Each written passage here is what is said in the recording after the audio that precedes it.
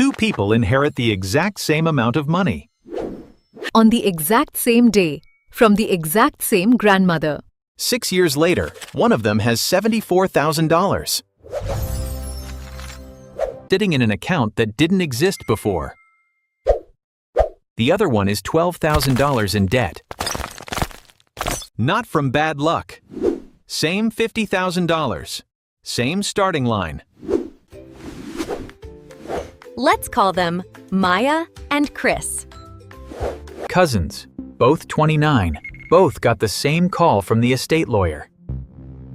Maya waited. She didn't touch it for 30 days. Chris had already put a deposit down on a truck. Same money, same moment, two completely different relationships with it. Here's the thing nobody explains to you about windfalls.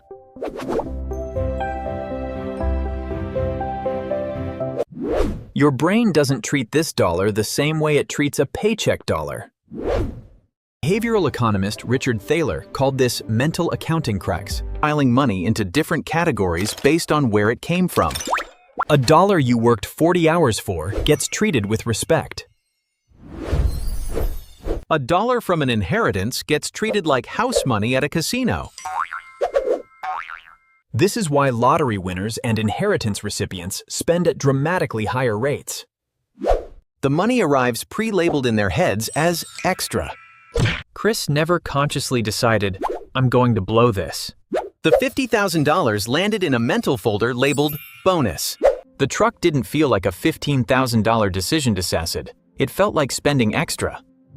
A young East Asian woman named Maya moved the money into a separate brokerage account within a week. The money never sat around long enough to feel like extra. She didn't out-discipline Chris. She removed the trap entirely. Now let's actually do the math on what that 30-day decision was worth. Not what it felt like, what it was actually worth. $44,000 invested bunding. Maya paid off a $6,000 credit card balance first, then put the rest to work, compounding at around 9% a year. 6 years later, approximately $73,800. No trading, no timing, no clever moves. Pibung, she just let 6 years pass. Chris's $50,000 is gone, not in one dramatic decision. $3,000 went to a partial credit card paydown that didn't stick. $15,000 went into the truck, now worth less than half that. $12,000 went into an apartment refresh and new furniture. $8,000 went into a trip that exists only as photos now. $10,000 went into a friend's business that folded in 18 months. Every single decision, in isolation, sounded reasonable. The damage isn't one bad decision, it's never asking what else this money could become. Before we go further, let's head off the obvious objection. Chris just made worse choices. That's not about the windfall, that's just Chris. Imagine Chris had received $150,000 instead. 3 times the money. Would the outcome have been 3 times better? Almost certainly not. Spending scales up to consume whatever amount arrives, almost regardless of size. A bigger windfall just produces a bigger truck, a nicer apartment, a pricier trip. The behavior is the constant. The dollar amount is just the multiplier. Without the fix, more money doesn't solve the pattern, MAME. It funds a bigger version of it. This was never really about $50,000. It was about 2 different operating systems. The $15,000 truck down payment, left invested for 20 years, would have grown to $84,000. It didn't cost $15,000. It cost $84,000 of future net worth. The $12,000 furniture refresh represents roughly $67,000 forfeited.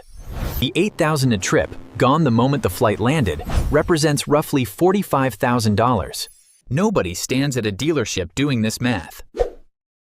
The price on the sticker is real. The price 20 years from now is invisible. Here's a second mechanism working against Chris, sneakier than the spending itself. Once you upgrade your baseline, you experience it as normal tap-through. Psychologists call this hedonic adaptation. Chris's new truck felt incredible for about 3 weeks. Then it was just his truck Ford, with a payment attached.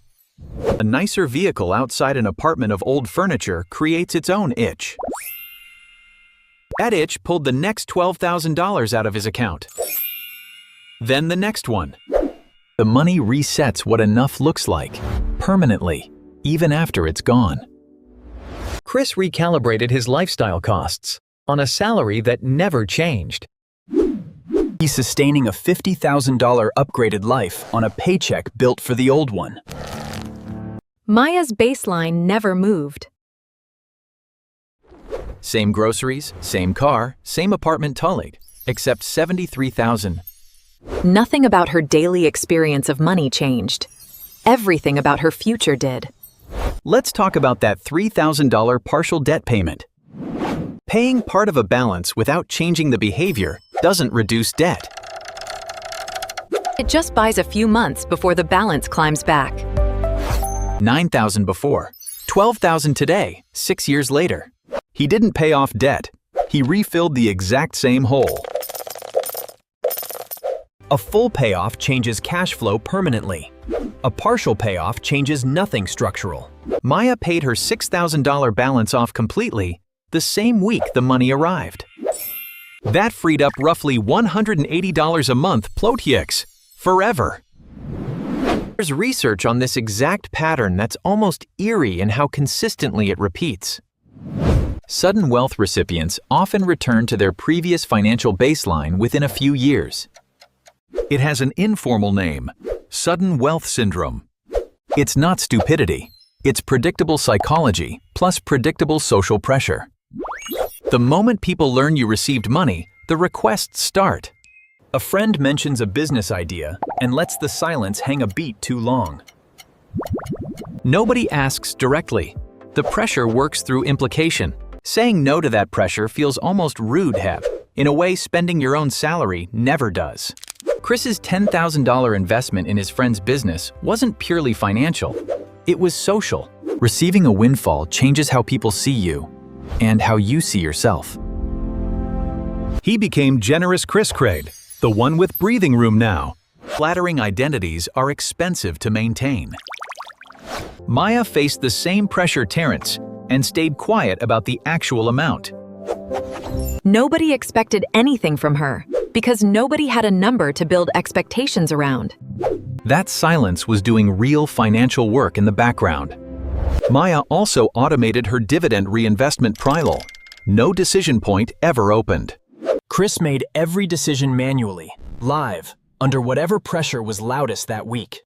A system doesn't get tired. A live decision, repeated enough times, eventually loses. Here's a question worth sitting with. What if the emergency had happened to Chris instead? A job loss, a medical bill, a broken transmission on the car he needs for work. Maya could absorb that. $73,800, completely liquid, completely accessible. Note: a $4,000 emergency to her is an inconvenience. Chris, at negative $12,000, doesn't have that option. A $4,000 emergency for him is a crisis, solved with another loan. Digging the hole a few $1,000s deeper before he's even climbed out of the first one. So here's where the two of them actually stand today, 6 years later. Maya, $73,800, sitting quietly in an index fund, growing whether she thinks about it or not. Chris, negative $12,000, a truck worth less than he owes, a business that no longer exists. The gap between them right now? $85,800. In 20 years, if nothing changes, that gap becomes roughly $426,000. And that number comes entirely from a decision window that lasted 30 days. Let's make that concrete in a way that isn't just a number on a screen.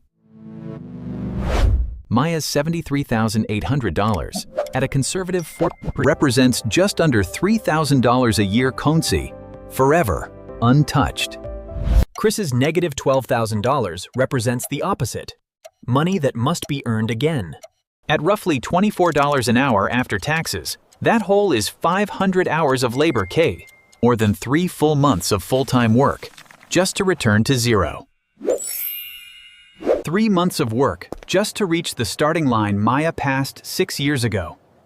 Here's a finding from Thomas Stanley's research into actual American millionaires. Most self-made millionaires received little to no inheritance at all. A disproportionate number of large inheritance recipients never built lasting wealth. The size of the check was never the variable that mattered. The habits were. A windfall just gives existing habits, stand good or bad, as something bigger to work with. The truck's $15,000 down payment at $24 an hour is 625 hours of his life.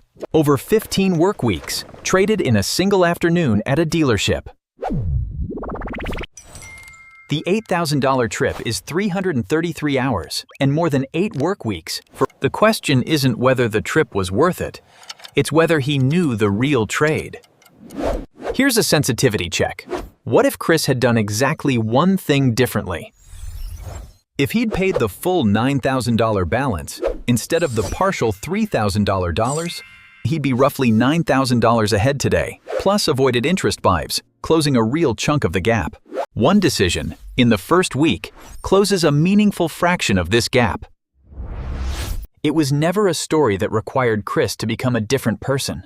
From the outside, for most of these 6 years, Chris looked like the one doing better.